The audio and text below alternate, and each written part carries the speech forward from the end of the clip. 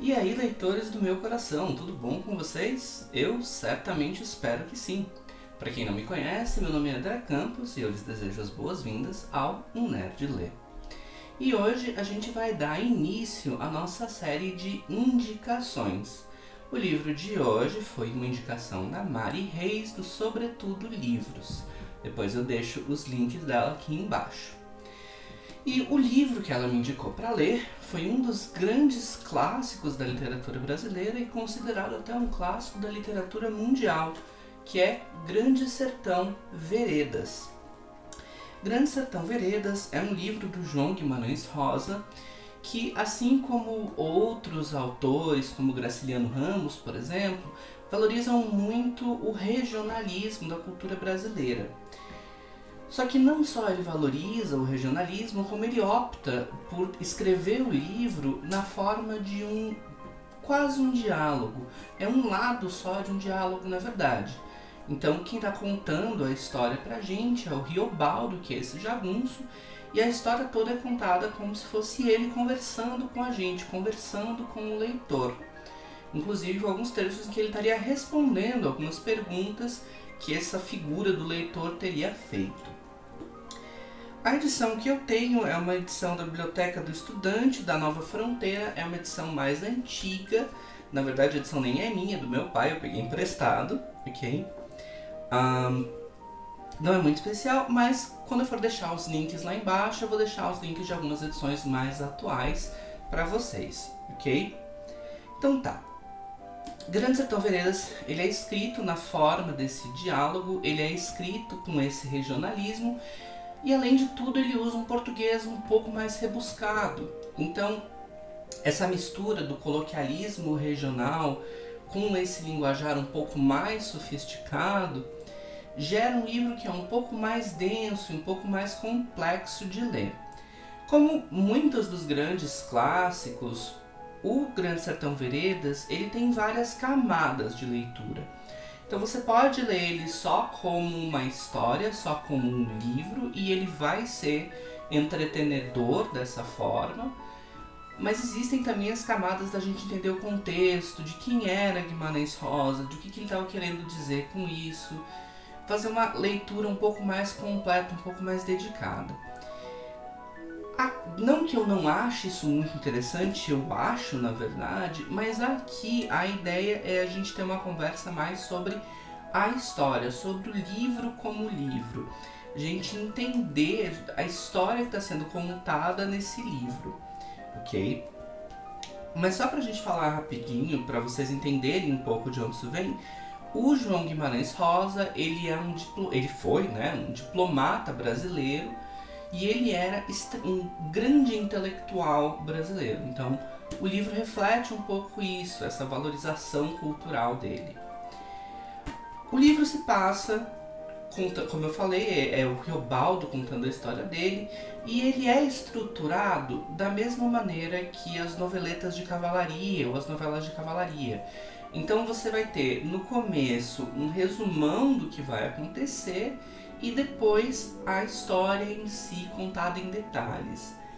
Ele começa esse resumo dele para questionar a gente sobre algo que vai ser muito importante nesse livro, que é a existência ou não do diabo.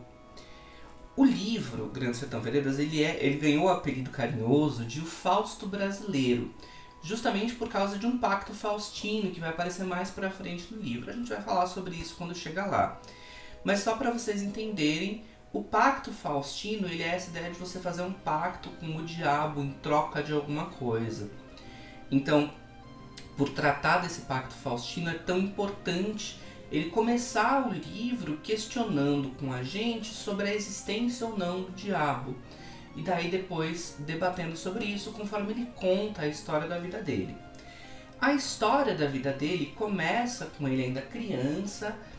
Ele cita uma cena de quando ele era criança, em que ele estava para fazer a travessia desse rio, e esse outro garoto acaba ajudando ele. Ele não sabe o nome nem nada desse garoto, mas desde o começo esse garoto ele é descrito como meigo, feminino, como muito bonito, um garoto vistoso, com olhos claros, olhos verdes.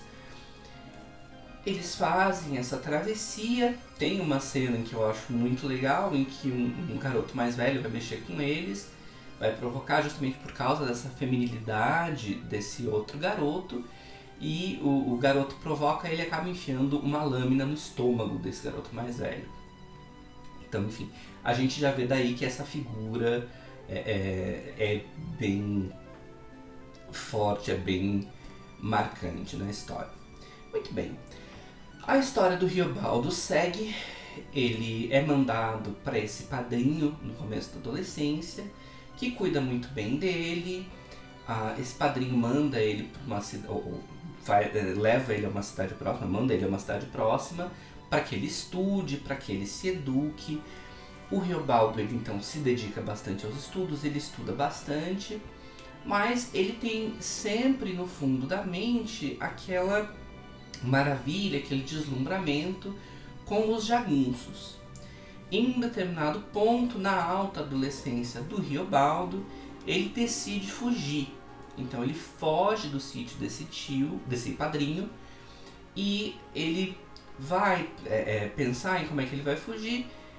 O professor dele, que é alguém que tinha um grande carinho por ele nessa escola, vê grande talento nele para atuar como professor e fala: olha, tem esse cara que queria me chamar para ser professor, eu não tenho como ir, se você quiser eu te indico para você ir para lá. Ele faz isso, e conforme o Riobaldo chega, ele descobre que na verdade ele iria atuar como professor do Zé Bebelo, que é um dos grandes jagunços dessa história. Okay? Elas passam sobretudo no conflito desses dois grandes jagunços, o Zé Bebelo e o Joca Ramiro. Ele fica um tempo com o Zé Bebelo, ensina o Zé Bebelo, e lá pelas tantas ele fica muito horrorizado com as coisas que ele vê, e ele acaba abandonando, ele se bandeia, ele sai, foge do bando do Zé Bebelo, vai encontrar abrigo na casa desse cara que o recebe e tal. E no dia seguinte, um grupo de tropeiros visita esse cara, e dentre esses tropeiros ele vê essa figura desse jovem muito belo, que ele reconhece como sendo aquela criança que ajudou ele. Ele acaba se sentindo induzido então pela amizade, não amizade ainda, mas enfim, pelo carinho que ele tem para com esse jovem, e ele se junta aos tropeiros, e na verdade ele descobre que eles são do bando do Joca Ramiro.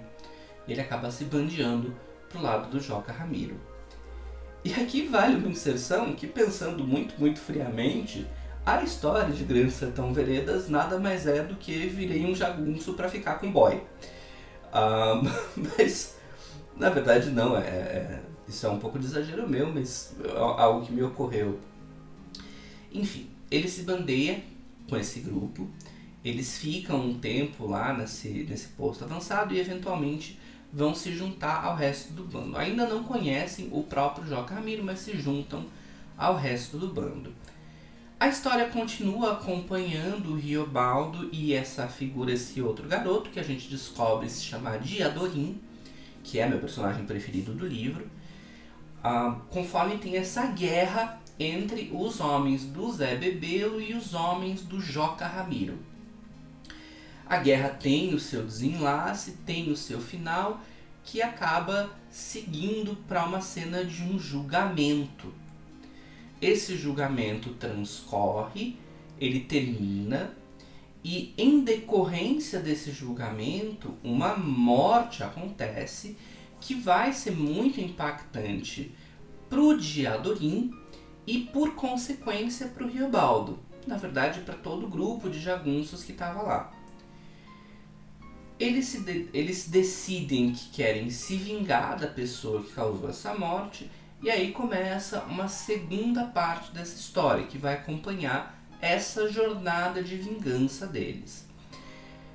O grupo vai seguindo, eles chegam a ter alguns conflitos, mas nada muito relevante, e lá pelas tantas eles acabam se vendo cercados, eles recebem um cerco numa casa de fazenda. Esse cerco transcorre alguns dias, Eu tô simplificando um pouquinho, eu tô resumindo um pouquinho, tá, gente? Tem vários eventos no meio do caminho. Esse cerco transcorre alguns dias e, eventualmente, por causa de uma sacada desse cara que está liderando eles conseguem fugir desse cerco, só que eles erram o caminho na fuga.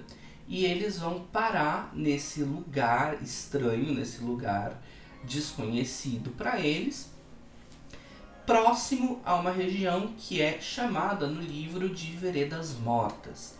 Mais pra frente a gente vai descobrir que o nome real delas é Veredas Altas, mas por enquanto elas são chamadas de Veredas Mortas, que é esse lugar que tem uma série de misticismos e superstições relacionados a ela. Muito bem, com essa história e o ideal de vingança se aproximando, o Riobaldo se vê às voltas com a questão de ter ou não a coragem de realizar de fato essa vingança. Ele então vai até essas Veredas Mortas disposto a fazer um pacto com o diabo. E aqui ocorre uma cena em que a gente não sabe muito bem se esse pacto é concluído com sucesso ou não. O que ocorre é algo que é conhecido, e essa aqui vai para dar aquela excitada na galera que gosta de alta literatura, um pacto faustino onírico. Olha, termo bonito. Que na verdade nada mais é do que essa ideia de que você não sabe se aconteceu ou não, se foi um sonho, se foi uma distorção de algumas percepções, mas acontece essa cena e quer o pacto tenha se concretizado ou não, a gente nunca chega a uma conclusão sobre isso, a postura do Riobaldo vai mudando. E ele assume uma postura mais agressiva, mais violenta, mais arredia, mais confrontativa até. Ele acaba assumindo a liderança daquele grupo de jagunços em que ele está, ele se torna o chefe dos jagunços. E segue um trecho bastante longo falando sobre a liderança do Riobaldo conforme ele avança em busca dessa vingança. O que acaba ajudando ele a voltar a si, entre aspas, é justamente a percepção do Diadorim de que o Riobaldo estava bastante diferente, de que ele estava mudando, mas a situação dos dois fica meio estranhada com essa mudança do Riobaldo. Enfim, o livro segue, e aí eu não vou contar muito sobre como é o final do livro. Importante a gente notar que enquanto a gente tem essa jornada acontecendo da guerra, da busca por vingança, do pacto faustino, o que também está se desenvolvendo bastante é a relação entre o Riobaldo e o Diadorim e essa outra figura que a gente descobre que é a atual esposa do Riobaldo, que é a Otacília. A Otacília ela aparece em menções e ela funciona mais como um contraponto ao Diadorim do que como uma personagem da narrativa. Então ela é o tempo inteiro o que seria o amor certo do Riobaldo, o destino do Riobaldo, enquanto o Diadorim é representado como esse amor errado, esse amor torto, essa coisa por quem o Riobaldo reconhece que ele ama, que ele está apaixonado por esse cara, mas ele não pode. E aqui vale dizer, gente, que o livro foi escrito numa época em que você não tinha uma abertura e uma aceitação tão grande para abordar essa temática. Então há um certo pudor contextual na sociedade da época quando a gente faz a leitura desse livro. Ainda mais nessa sociedade de jagunços, então que é uma galera mais rude, mais bruta, mais rudimentar, que menos estudada de um modo geral. Há algumas exceções, o Zé Bebelo, o próprio Riobaldo são mais estudados, mas de um modo geral os jagunços não são estudados, eles são um povo mais simples. Então tem toda essa relação, toda essa amizade entre e a paixão mesmo, o amor mesmo, e é muito claro que é um sentimento mútuo e recíproco, é um sentimento das duas partes, entre o Riobaldo e o Diadorim. Em determinado ponto, o Riobaldo chega a oferecer uma joia ao Diadorim, que é, ao meu entender, isso não é explicitado no livro, mas a minha percepção é de que isso é justamente uma forma de confissão. E o Diadorim responde com: olha, deixa eu terminar essa vingança e aí sim, eu preciso realizar essa vingança primeiro. O motivo que leva o Diadorim a essa vingança de fato, apesar da gente ter algumas pistas e suspeitar dele conforme a busca dessa vingança vai se revelando, ele só é revelado de fato no final do livro. Então eu também não vou evitar contar isso para não dar o spoiler. E em diversos pontos a gente tem a comparativa entre essa figura do Diadorim e a figura da Otacília, que é quem o Riobaldo deveria amar de verdade, que é a mulher prometida para ele, que é o destino dele. O livro, ele tem uma conclusão que, eu vou ser bem sincero, não é a minha preferida. Eu acho que há algumas mudanças e algumas transformações que ocorrem no final do livro que mudam algumas coisas muito importantes para mim na história, mas a narrativa do livro é muito boa. Eu gostei bastante de revisitar Grande Sertão Veredas. Eu li o livro pela primeira vez quando eu estava fazendo vestibular, na minha época era literatura de vestibular.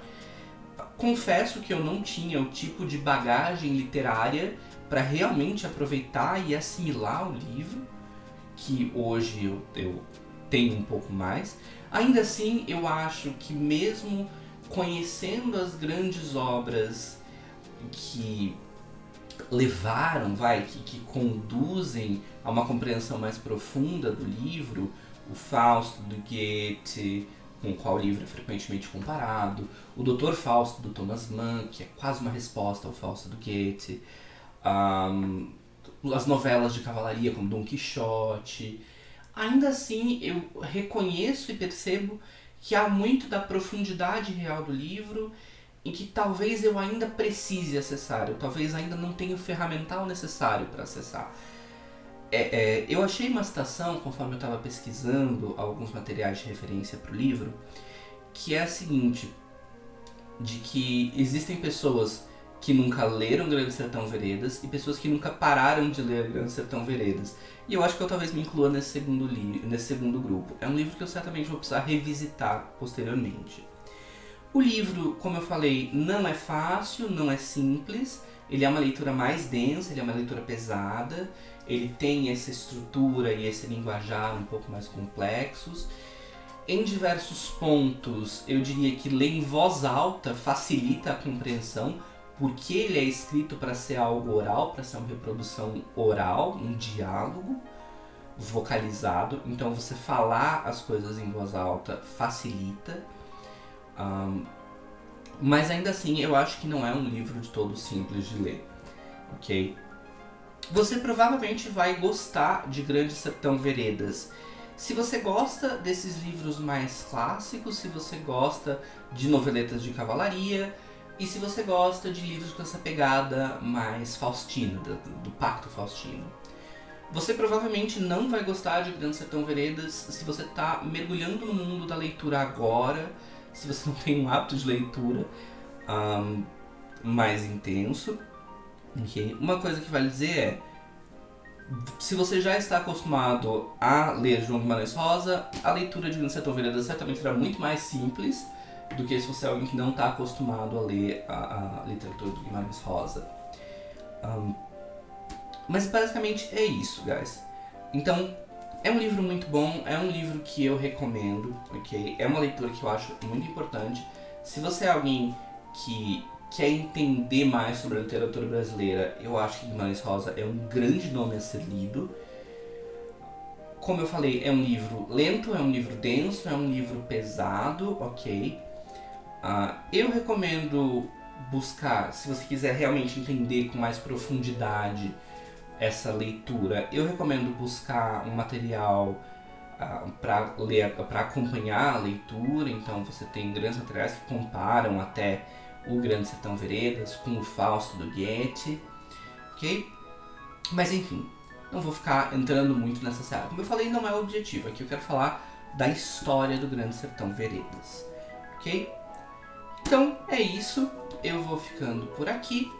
Se vocês gostaram, deixa o seu curtir. Se não gostaram, pode deixar o não gostei também, não tem problema. Ajuda o canal de qualquer forma. Comenta pra mim o que você gostou, o que você não gostou.